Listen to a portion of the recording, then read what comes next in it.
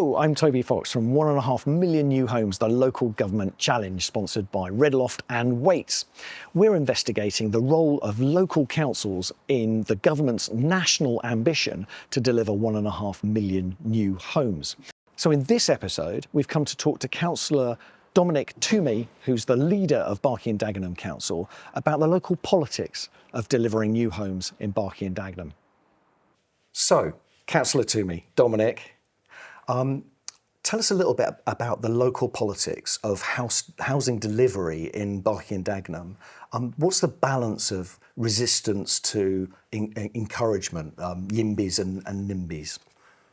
I would imagine, Toby, if you talk to our community, those phrases wouldn't roll off the tongue, or those acronyms wouldn't roll off the tongue at all, YIMBYs, NIMBYs. Most people would look at you and say, like, what even is that? So I think to some extent there's an ambivalence to those phrases. If you then dug down into it and said to people, what do you think of the change? Do you want more change here? Are you happy with the change, or do you really not want it? I think there'd be different camps, as if you'd expect that. I definitely don't think we've got a significant level of NIMBYs, because I think actually we're a borough that has been very pro-growth and have talked to our community about that.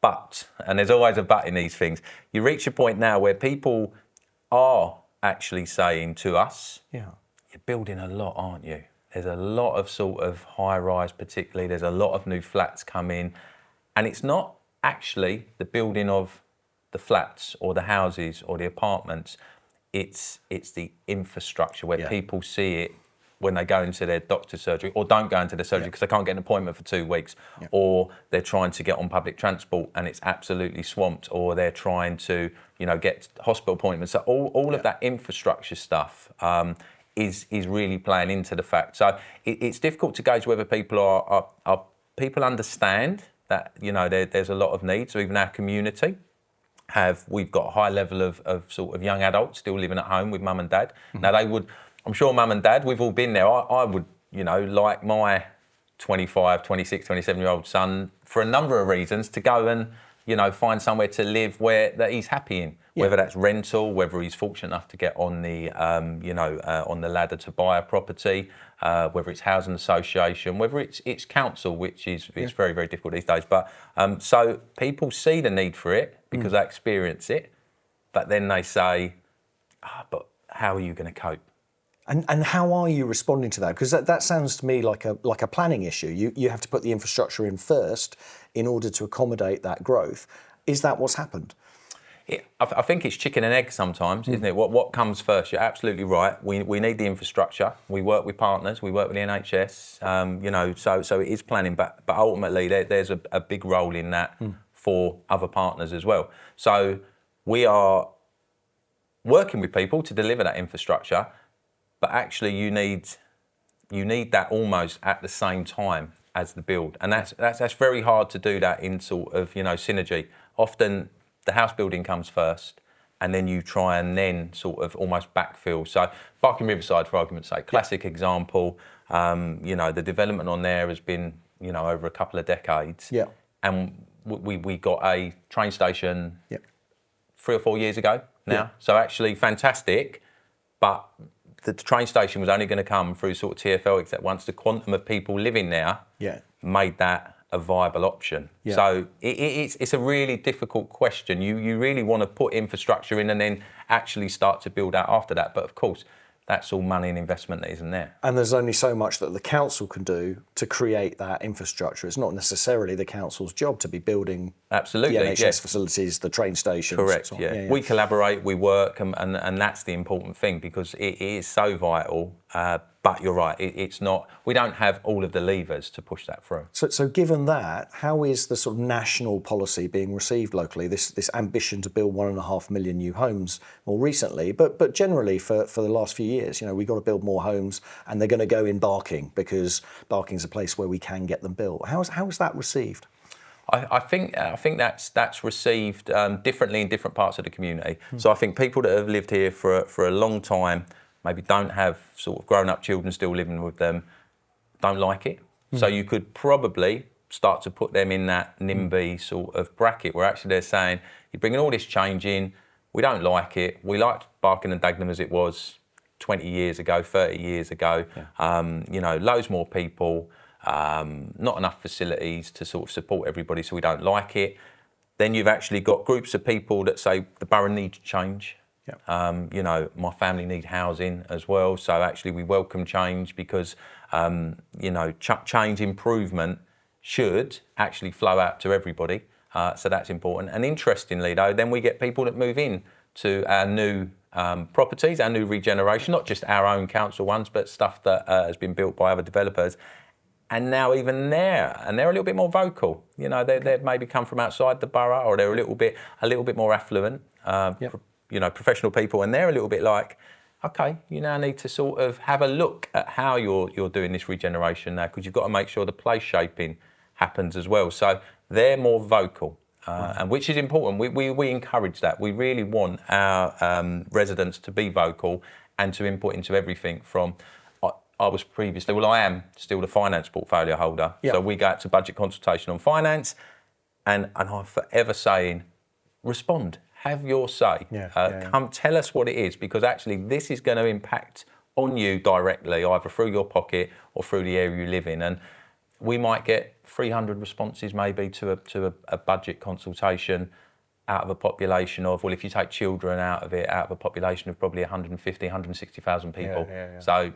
But nobody really wants to talk when they're happy. They don't want to talk when they're not happy. So how are you balancing all of those dynamics? How are you getting people to come along on that journey of growth and development and housing delivery with you?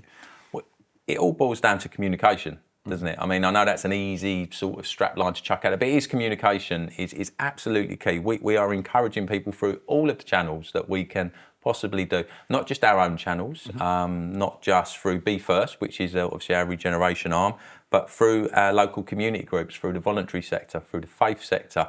We're trying to put out key messages through all of those partners, so it filters directly in to people, and they don't have to come to the council. It's there in their own community. So if it's their local church, if it's their local tenant resident association, we are really trying to push our messages through all of those channels, because the best will in the world talked about sort of national policy, sort of dripping down into local policy through local plans and that. It's really difficult to read, right, the local plan and absorb it all. And our residents, just like many residents, are not going to do that. So actually, you need to be able to, chunk that down into bite-sized, easily understandable things, but you need to also take it to the residents rather than expect the residents sort of to come to you. Well, I'm glad you mentioned the local plan, because I wanted to get into that. I'm interested in how effective the local plan is as a mechanism for engaging with local people. It's something that government is really keen to stress, because we need local people to understand what's going to happen and to be able to shape what's going to happen. But is the local plan the right mechanism for that, do you think? Or does it need to change? Or I think it's sort of horses for courses in different places. I'm sure a local plan... I mean, we're ahead of the game to some extent. We adopted our local plan towards the end of last year. I think we were the first London borough to get a local plan through the process. Pioneering again. Well, we're trying to pioneer wherever we can, but it is really important because, I think there's two aspects to the local plan. Yes, for residents actually to be able to inform them, for them to be able to look at that and say, okay, this is what's going to happen. But I think certainty for external, for developers, for investors. So once you've got it there and they can look at that and say, okay, we see the parameters, we know what we've got to do. So it takes a bit of uncertainty out in what is a very uncertain world, in terms of finance and planning and all of those sort of different facets to sort of delivery. So, but it's really important that our local plan reflects not just the building of, housing, for example, regeneration, but it supports the groups that we want to support it. So it also supports that social regeneration, that place shaping, so that actually we're able to say, listen, if you want to come here, if you want to sort of do business here, we are open for business and we have got a good track record of delivery and supporting people and working with developers and investors. But actually there are key things that you need to be looking at doing before we even start those conversations. So I think it adds certainty. So And is that true for residents as well? Because we were talking about infrastructure earlier. So in the local plan, you can see that the infrastructure is going to be provided and when. And if local people are still kind of worried about that, that's still a concern, does that indicate that the local plan is really a bit opaque? It's not a great mechanism for engaging? I think that's right. I think local plans are, in different areas, we're a very deprived borough. So we've done fantastic work, but we're still a very deprived borough. And best will in the world, reading a local plan is going to be really low down on a lot of people's priorities. So, chaotic lifestyles because of deprivation through no choice of their own. People working really, really hard, but just to stand still. So often people in work poverty is a big issue in Barking and Dagenham. So you imagine you've got a young family, you do all the school stuff, you go to work probably 40, 45 hours a week. You might have 2 jobs, low paid, but actually you might have a cleaning job and then another job. You're coming home 6 o'clock at night. You're trying to support the children, you're trying to feed them, you've got to put them to bed, You're not going to want to be reading a local plan. Best will in the world, and that's only one part of our community, but there are other parts of our community, as I said, that are actually, in the new developments. So, I'm being very generalistic here, that there are residents that will read our local plan that have lived there for their whole life. But I think as a document, what we know is it's very, formulaic. There are certain things that have to go in there, irrespective of whether or not it really applies to sort of the area to get that through the hurdles and the mechanism. So I don't like rigidity. I like to actually sort of have some sort of flexibility in. So even though we set our local plan, obviously that's still then got to go through the external, validation to get it through, and you've got to do certain things. So, and I'm not sure that's always the best way, but equally, I know that you've got to have standards, national standards that you need to achieve as well. So I personally think that, it being more simplistic would massively help a huge number of people, not just in Barking and Dagenham, but across the country. Does it matter if large sections of the population aren't involved in the local planning side of the process? Does it matter if they're not, as long as you're making things better, Well, it's very, it's subjective, isn't it, making things better? Now, you think you're doing the right thing. We learned long ago, I'd like to think we learned long ago that actually we didn't want to stay as a paternalistic council, telling people what was good for them, and you sort of potentially fall into that trap a little bit. If we think we know what's best, which is by delivering thousands and thousands of homes in certain areas, you do need input, so it does matter. For me, the more people that feed in to a process, then the better the process will be, and the better the outcomes and outputs will be. And that doesn't matter whether or not people are positive, negative. It's just their views, and you need to just capture as many views as possible. So I'm a Gascoigne ward councillor as well as being leader. Now, Gascoigne, one of the most deprived boroughs in Barking and Dagenham, which made it one of the most deprived boroughs in the country.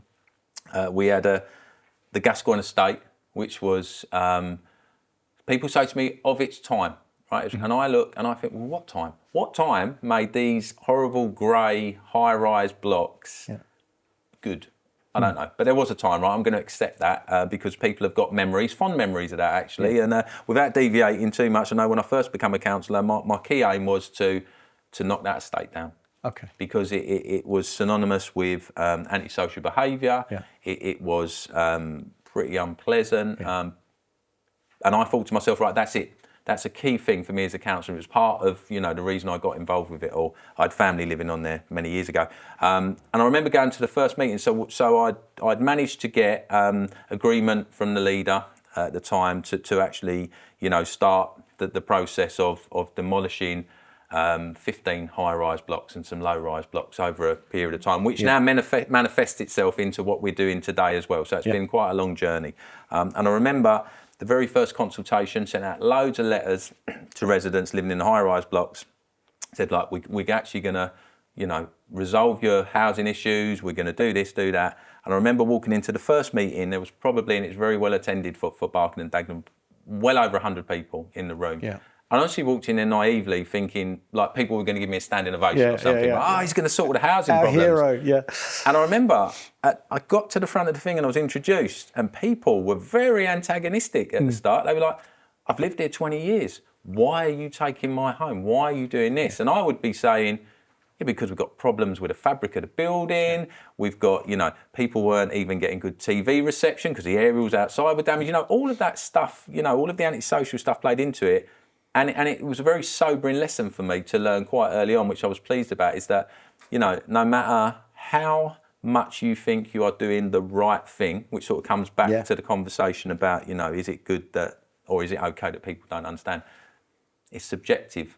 And some people, no matter how much there's a label that it's not a good area, or it's not a good community, or it's a bad block of flats, it's people's homes, and they've lived there for a long time. And whether or not you're actually directly doing something with their home that they're living in, or actually you're doing stuff nearby, it has a fundamental impact on what people see in terms of their everyday living. So sorry, I know I've gone off tangent there, but in terms of those local projects, so Gascoigne is very much, a localised sort of project that, I was very keen on being the councillor. No more keen than all of the other stuff, I might add. I haven't got that biasness, but, helping to set up or facilitating resident forums, for example, where you just put it out there. You don't pick people. Yep. You put it out there, you say, we want your views. We want you to come and tell us about, what you would want in a development. How is it going to affect you? What do you think are going to be the problematic, touch points? What can we do to sort of, lessen those or bring something that you really want? And they've proven to be incredibly successful because, as I say, you're going out into the community. Yeah. You're not telling people what you're going to do. You're giving them an idea of what you'd like to do. Yeah. And you're saying to them, what do you think? So that wraps up another episode of 1.5 Million New Homes, the Local Government Challenge, sponsored by Redloft and Waits. We're going to be back in a few days with another episode, and we look forward to seeing you then. In the meantime, if you like what you've seen, please do click like or subscribe. It really helps us. Thank you very much for watching.